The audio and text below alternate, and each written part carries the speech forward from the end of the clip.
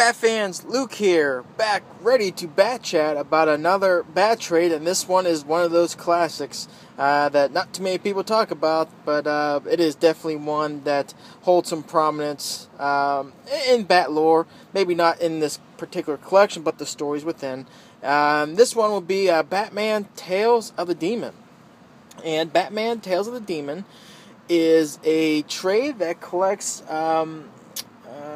stories from 11 issues that covers Batman issues 232, 235, 240, 242, 243, and 244, as well as Detective Comics issues 411, 485, 489, and 490, as well as the DC Special issue number 15, I think is the second volume of that series. And just if you're kind of wondering, other than just the issues, when these kind of single issues were released, some of these were well before my time. But these cover from years 1971, 1972, 1978, 1979, and 1980. So this one way back in the Bronze Age, maybe tail end of some of the Silver, but definitely in the Bronze Age. And this book, it's fun.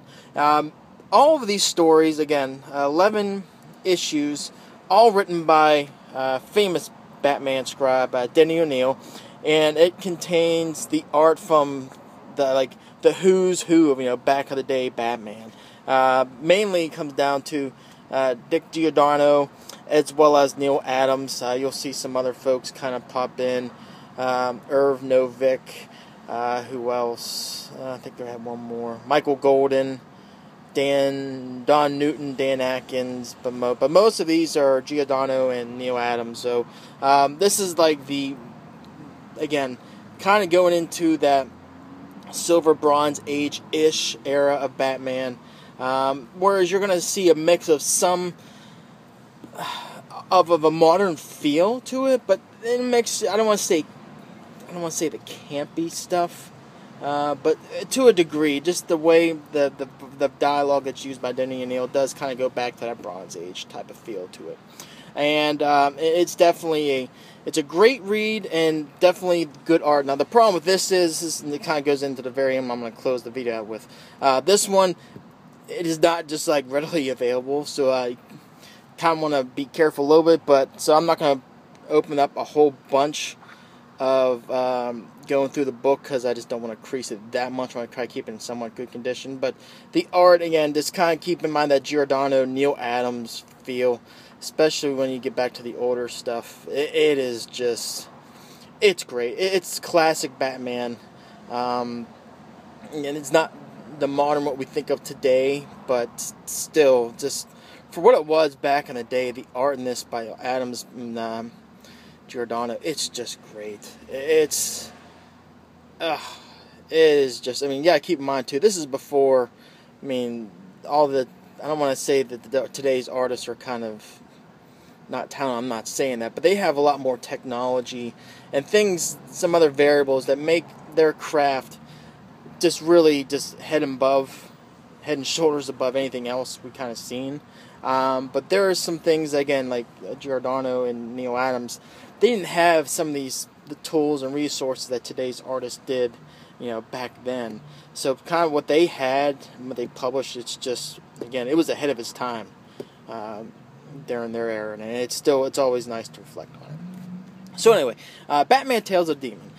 What it is, again, it's those 11 issues spanning, basically from 1971 to 1980, periodically throughout.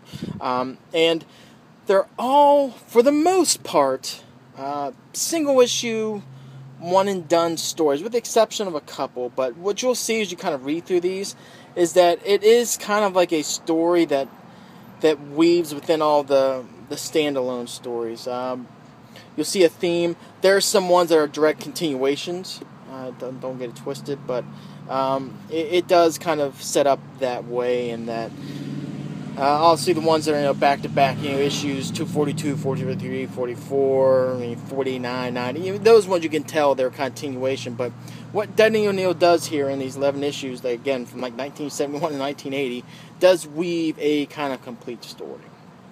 And you get different types of stories in here. And it all comes down to, again, it's just, would you have to go into this? This is one where, again, this is kind of in the Bronze Age, so you can't really read this if you're kind of like a new Batman reader.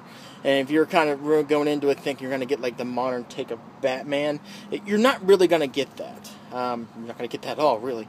This is kind of like, this is like during that era where Batman was just leaving that 1966 era campy Batman. This is, Denny O'Neil and Neil Adams kind of bringing Batman to what we actually think of for a more mature reading audience as we know of today. So this is kind of like the foundation of what we know as Batman of today. But this is one, again, you just got to kind of keep in historical context why this came out and what the stories it's going to tell. In these, you see a whole bunch of cameos, or not really cameos, that's not really the best thing. We get the origin, or not the origin, the first appearance of Talia al Ghul, obviously, in Ra's al Ghul with Batman. You see Matches Malone, what we know of Matches Malone today, that kind of persona that Bruce uses. We actually see how that kind of game came about here. What's his name? I want to say Black Tiger. I forget his name. It's totally... total brain fart. I don't want to say Black Tiger. What is his name? It's driving me nuts. If you remember, it's right there. Jeez, what's his name? Bronze Tiger. There it is. Jeez. If you remember recently, the Batman story and Tom King's run, the story, the I Am Bane story arc, where Batman is, and really I Am Suicide. Batman gets those collection individuals and kind of goes to infiltrate Santa Prisca. The Bronze Tiger, well, that's actually his first introductions in here as well. The Sensei from the League of Assassins is in here. This is Ra's al Ghul before he has total control of League of Assassins. You have the Sensei who's kind of like a competing influence right now. Who else shows up in here? There's going to be one that's going to be I think for the most part, those are the heavy hitters that you'll see in here. But again, it's all great. This one issue that, if you ever heard of, the shirtless Batman taking on Ra's al Ghul with the swords in the desert, and where Batman gets stung by the scorpion in the middle of the fight, whatnot. That classic tale is in here. I forget the particular issue number off the top of my head. Yeah, so you see like the shirtless Batman going swords and against sword fight against Ra's al Ghul. And the desert is collected here, so it is definitely a fun one. Let's see, the kind of like the concept of the Lazarus Pit is explored in this as well. Either way, it's rich history. Mainly, if you're looking at perspective of the Talia al Ghul and the Ra's al Ghul kind of perspective. It's that rich history of their character and their interactions with Batman. Just forewarning on this too, for those who haven't read this yet. If you're familiar with the Talia al Ghul we know of kind of today, specifically in the New 52 Batman Incorporated Talia with Leviathan type of character, this is not that same person. This one is a lot more passive, and as you read it, you'll understand why. Whereas Talia is a lot more independent, a lot more aggressive, especially in that Batman and Son, more specifically in the Batman Incorporated stories. This is not the same Talia. Oh, also, Kathy Kane, the original Batwoman, shows up in here as well. Actually, a key part of the story in one of the issues. So yeah, if you're kind of going into it, you just got to keep in context what type or which interpretation of the characters you're going to go see. You have classic other stories. I know I mentioned the fight in the desert. Yeah, Batman actually comes up with a case where he's got to find out someone who committed a murder actually, took a brain out of one of these individuals and actually took the brain captive and is able to keep the brain alive, thinking that the brain was and the body was still alive. But it's crazy, some of the things that you kind of see in this issue. What else? The story where it's led to believe that Robin was shot. This is all Robin Dick Grayson, by the way, where Robin was killed. It really wasn't. Spoiler. That story's in here as well. It's just classic stories. I really don't want to go too much further into it than that. Number one, I'm trying not to keep flipping this thing open. It's kind of going into some of the positive and negatives with the story, because I do kind of see some of both. And I think what it comes down to, I kind of do want to start with kind of the things that kind of bother me a little bit about it. Because there are some things, that, even though it's great, and Dan O'Neill and Adams Giordano, they're all great and all that, but there are some things where it's like, eh. First off, the story where Ra's actually marries Talia in this with Bruce and Batman. They actually get married. It's sort of in a way, not Bruce really wasn't willingly wedded. It's the same thing we've seen with Ra's. Obviously, he's trying to make Batman or Bruce Wayne his successor, and he's trying to get him and Talia married, whatnot. And again, this is the Talia that's very much in love with Batman and Bruce Wayne. The whole thing with my beloved, whatnot. This is all here. Where that kind of comes from today, where you kind of see Talia. She's kind of interpreted, but she sees more aggressive. But she always refers to as my beloved, even though she's kind of getting married to Catwoman right now. That's all kind of the foundation for that's led here. But there is one thing where again they kind of trick Batman to get married to Talia, and obviously Bruce kind of like, I'm not going to obviously let this go. But there was a scene in that where, and I do kind of address it, I have to say it, spoilers on this part, but Ra's gives his private room to Batman and Talia, so you can kind of consummate the wedding type thing. But in order to escape, Bruce or Batman actually punches Talia and knocks her out. And I'm not sure my Batman would do that, but neither here nor there, as wrong as that is. Toward the end of that story, you gotta keep in mind, Ra's, that's his daughter, Batman just knocked out and punched right in the face. And he leaves it, rather than thinking he's like really upset with Batman and Bruce. Not that I think he sort of is in that. Well, he's upset, but it's not because he knocked out his daughter. It's because he kind of finagled the way out of the wedding.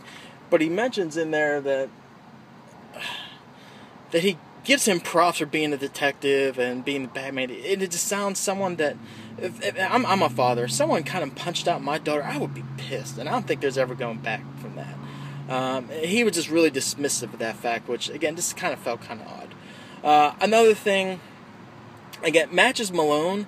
Again, I have to spoil this because it's one of the ones that just some of these things. Just, Matches Malone was actually a member of a gang. So that he actually was a real person. In this story, we find out that Batman, why he comes up with that persona. But Matches Malone gets shot and killed, and Batman was real dismissive. It happened right in front of him, and then not only that, he takes his identity. So again, how that kind of came about, I mean, it's kind of clever. How you got the persona as that being, why people remember, Matches Malone and his kind of influence within the crime community. I can see that, but just how Batman assumed that identity felt kind of odd. Also, another person dies in this issue, in these stories. I can't remember which particular one. A person that gets this virus and someone dies right in front of him. I think it was Talia. And again, Batman real dismissive. I got it. This is someone that Batman, he understands that sometimes he's not perfect, so he's gonna fail every once in a while. But if you read things like a story like Venom, where a little girl died right in front of him because he's something he couldn't do, that messed him up bad. It put him to the point where he's taking drugs, steroids, basically what it comes down to. But you read some of these stories, like people are dying right in front of him, and he was kind of like, I did what I could. There was really no remorse or no empathy to it. So Batman kind of felt kind of hollow in that perspective. Other than that, one thing, and this was kind of a nitpick on it, is that since some of these are just one-and-done issues, and do have a kind of continuation theme to it. Some of the issues, the story's kind of wrapped up pretty quickly, so it would have been nice to kind of draw it out a little bit to kind of flesh out some details. But again, you got to keep in mind the context of when this thing actually came out, and it's just, it is what it is. But other than that, it's gonna sound like I'm really banging on this. I'm not. There's just there's just things that kind of I just had trouble getting past, but take that aside. These are fun stories. These are super fun. Again, this is Batman coming into the Batman we know of today. This is Denny O'Neil laying the foundation with great artwork and really building the history of these iconic characters. Ra's, which we haven't really seen too much of Ra's. I think the last time we saw Ra's was in Batman Eternal in that one issue. Before that, the resurrection of Ra's al Ghul, and in Batman proper, I think he might have showed up in like Deathstroke or something like that. But we don't see too much of Ra's. Talia, yeah, we've seen Talia. Definitely, if you're reading Batman versus Deathstroke right now, or Deathstroke versus Batman, whatever, big play in that. But either way, it's good to see these stories. It's fun. Trust me, it's fun. The biggest downside to this thing is availability. You're going to see it says $17.95 on the cover. Again, this is when it was 1991 was released, and this was the second printing. You're not getting this for $17.95.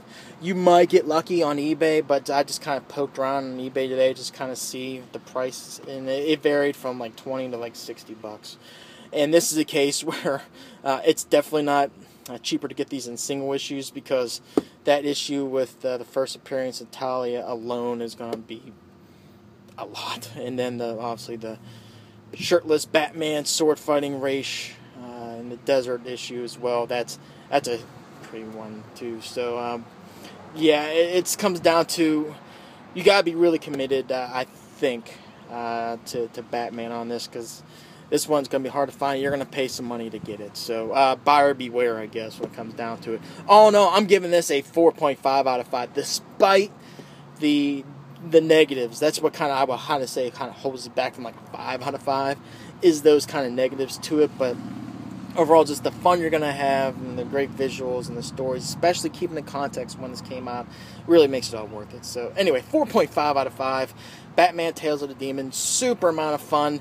Just kind of have to keep some things in mind. So anyway, hit me up with the comments below what you thought about this book, if you read it, and then even some of the issues. Again, these are ones that they're prominent Batman history issues, so many of us have read them before. So what's Bat Chat about that one, or those stories, and we'll go from there. So yeah, until next video, which I kind of think might be Detective. I just got my books. Might be Batman, or I might just kind of wait to do another Bat Trade. We'll see. So until next video, take care.